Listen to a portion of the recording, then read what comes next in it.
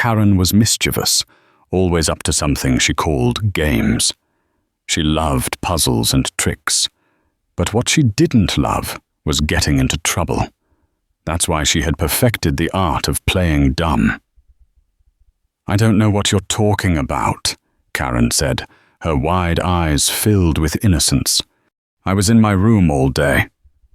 Her father crossed his arms and gave her a look. "Karen," he said sternly. But Karen never listened. She had her own way of doing things, and lying was just part of the fun. "It was Marty," Karen declared, pointing to her baby brother. Her father raised an eyebrow. "Marty?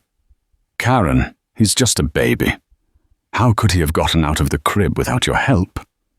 Karen smirked. "He did it by himself. He's an evil genius, you know." Her father sighed deeply.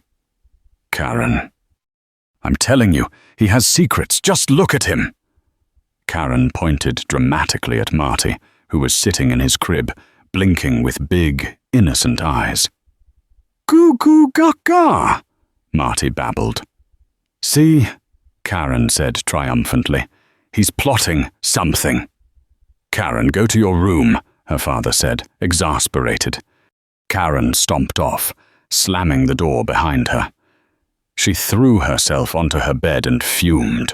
"They'll never believe me," she muttered. "But one day I'll be smarter than everyone. Then I'll get away with anything, and no one will be able to figure me out." And so Karen began her twisted plan. She studied harder than ever, poring over books, learning about human behavior, psychology, everything. She solved every puzzle, practiced every trick.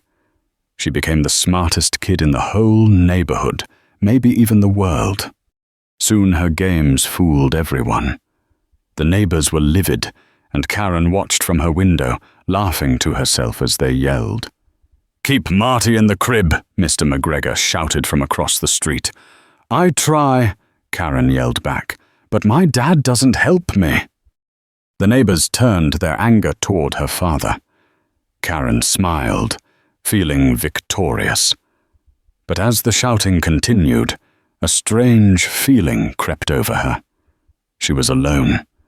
Inside, she was still that little girl who cried when no one would listen. Even as she laughed at the chaos she'd caused, she felt that familiar emptiness. Time passed, and then one day, her father was gone. Karen stood at his funeral, surrounded by tearful faces. Marty waddled over, holding out his tiny arms. "Googa googa," he said softly, looking up at her with a hopeful smile. Karen stared down at him, unsure of what to do. Her father had never taught her how to comfort someone. All those books and puzzles hadn't prepared her for this. "You're such a baby," she snapped, her voice colder than she intended. "Suck it up." She turned and walked away, leaving Marty alone. But Marty wasn't really alone.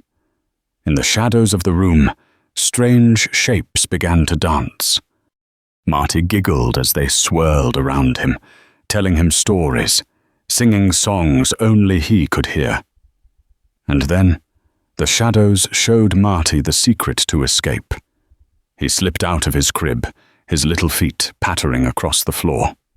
He found his way to Karen's room, standing in the doorway as she scribbled notes at her desk, too lost in her studies to notice him. Marty stretched out his arms again, trying to get her attention. He waved his hands, making signs, desperate for her to understand. Finally, he spoke his first words, his voice clear and determined. "Everybody's a baby, baby.